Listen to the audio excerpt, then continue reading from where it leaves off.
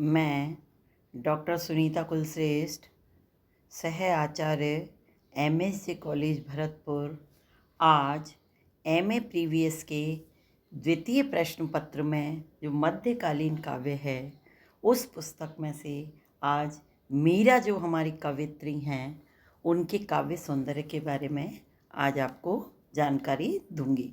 क्योंकि किसी भी कवि का काव्य सौंदर्य यदि हम अच्छी तरह समझ लेते हैं तो उस कवि से संबंधित, उसके काव्य से संबंधित कोई सा भी प्रश्न हमसे पूछ लिया जाए हम आसानी से हल कर सकते हैं। तो एक प्रकार से काव्य सौंदर्य जो है वो हमारी मास्टर की है। आज मैं मीरा के काव्य सौंदर्य के अंतर्गत, हमें पहले भी मैं आपको बता चुकी हूँ कि काव्य सौंदर्य में दो पक्ष होते हैं, भाव पक्ष और कला पक्ष। तो आज मैं आपको मीरा के काव्य सौंदर्य के अंतर्गत भाव पक्ष पर आपको मैं प्रकाश डालूंगी।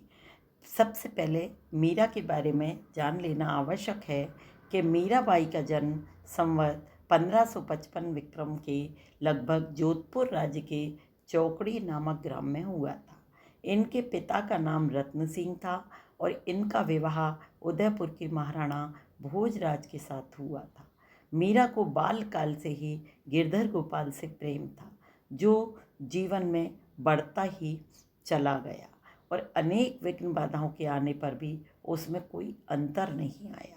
मीरा का वैवाहिक जीवन सुखमय नहीं रहा और विवाह के कुछ समय बाद ही इनके पति की मृत्यु हो गई।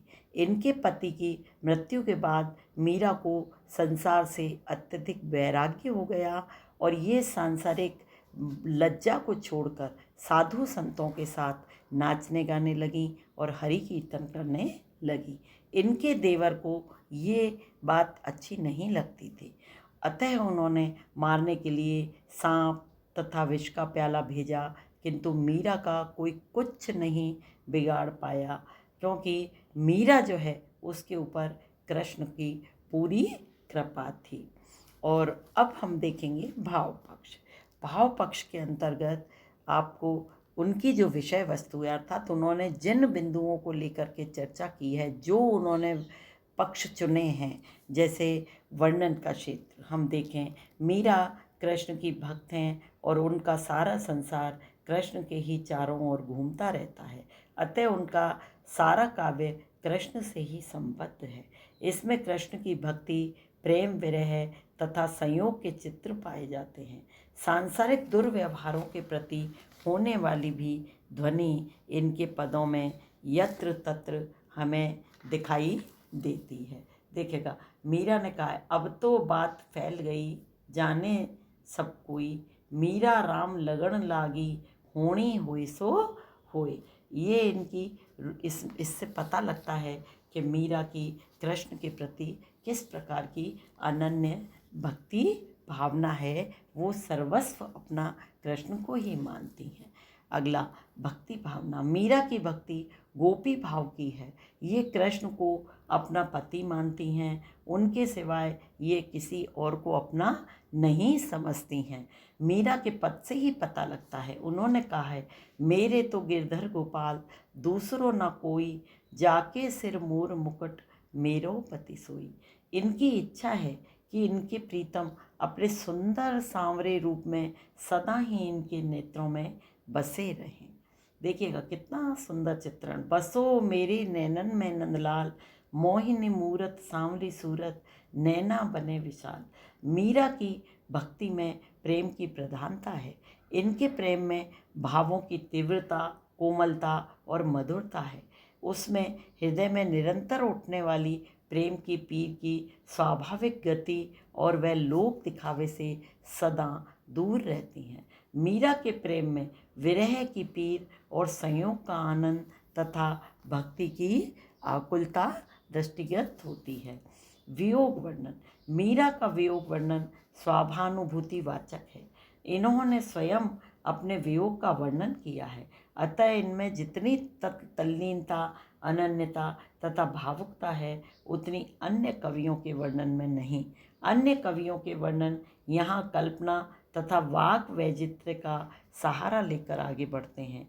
वहाँ मीरा अत्यंत ही सीधे सादे ढंग से अपने हृदय की पीर को हमारे सामने रख देती हैं। अपने गिरधर गोपाल के विरह में ये ढीली पड़ गई हैं और कोई उन्हें पीलिया रोग बताता है, कोई कुछ, इसमें स्वयं ही अपनी व्याकुलता प्रकट कर देती हैं। मीरा कहती हैं, पात जो पीले पड़ी रे लोग, कह को पीड़ रोग, छाने लांगन के किया रे, राम मिलन के योग, बाबुल वेद बुलाइया रे, पकड़ दिखाई तुम्हारी बहाँ, मूरख वैद मरम नहीं जाने, करक कलेजे महा, जाओ वैद घर आपने रे, मारे नाम न ले, मैंने दासी विरह की रे, काहे को औरन दोष दे।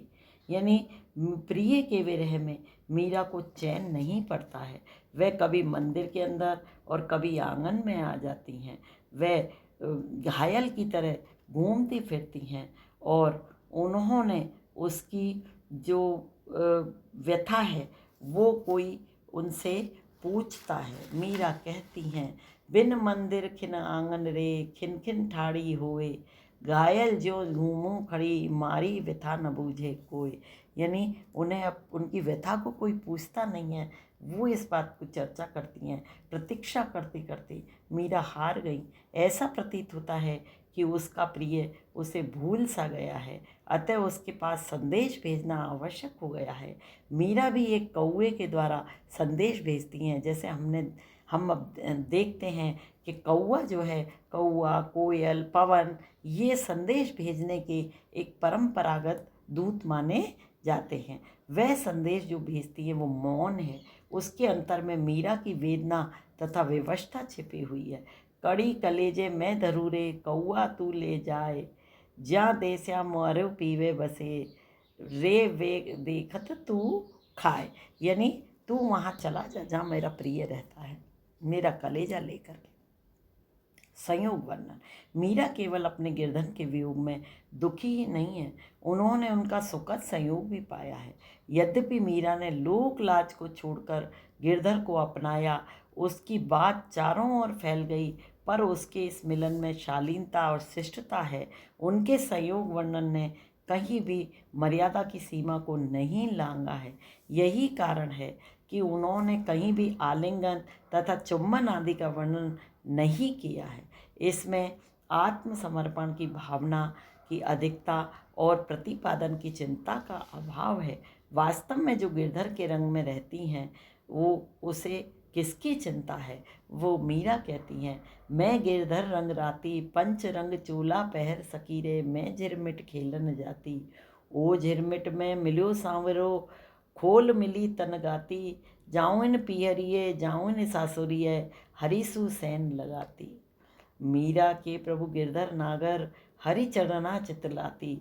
विषय की दृष्टि से देखें तो मीरा ने कई प्रकार के वर्णन किए हैं। यानी उनके पदों में हमें जैसे विनय तथा प्रार्थना भी मिलती है, रूप संबंधी पद भी हमें मिलते हैं, उन्होंने जीवन संबंधी पदों का भी चित्रण किया है, प्रेम संबंधी पद हैं, रहस्यवादी पद हैं। इस प्रकार से हम देखते हैं कि मीरा जो है उनका संयोग श्रृंगार भी कहीं कम नहीं है। अब हम देखेंगे मीरा के कला पक्ष को। कला पक्ष के अंतर्गत अभिव्यक्ति पक्ष कहते हैं इसे, और इसमें वही भाषा, शैली, अलंकार आदि आते हैं। तो भाषा की बात करें तो मीरा की भाषा कृत्रिमता से दूर तथा स्वाभाविक ब्रज भाषा है, जिसमें यानी पंचमेल कह सकते हैं, जिसमें राजस्थानी, गुजराती, पूर्वी, पंजाबी और फारसी के भी शब्द मिलते हैं। वास्तव में मीरा का ध्यान भावों की ओर है। उन्हें व्यक्त करने के लिए उन्हें जो शब्द अधिक उपयुक्त प्रतीत होते थे उनका उन्होंने खोल कर प्रयोग किया, यानी खुल करके किया है। वो ये नहीं कि कोई क्या कहेगा, जो भाषा के वो शब्द उनको उचित लगे उन्होंने किए। यही कारण है कि उनके पदों की भाषा में एक रूपता का अभाव है। शैली, मीरा की शैली गीति काव्य भावपूर्ण शैली है, यानी इनके पदों को गाया जा सकता है। ये स्वयं ही इसकी जन्मदात्री तथा पोषिका हैं। इसमें संगीतात्मकता तथा लय की प्रधानता है। छंद, छंद में मीरा की संपूर्ण रचना गाने योग्य पदों में है। जो विभिन्न राग और रागनियों से पूर्ण है। संगीत जो होता है उसमें राग और रागनियों पर ही वो निर्भर करता है, और मीरा के पदों के जो छंद हैं उनको संगीतात्मकता के रूप में हम देख सकते हैं। अलंकार, मीरा के अलंकारों की दृष्टि से नहीं लिखा है, फिर भी उपमा, रूपक, दृष्टांत आदि अलंकार इनके काव्य में स्वाभाविक रूप से प्रयोग में हुए हैं।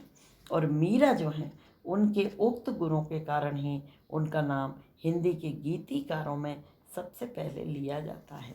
मीरा के बारे में भी कहा जाता है, गीत वेदना सौख्य गमन की, प्रेम पुजारिन, प्रेम सौख्य वेदना विकल थी गीत पुजारन।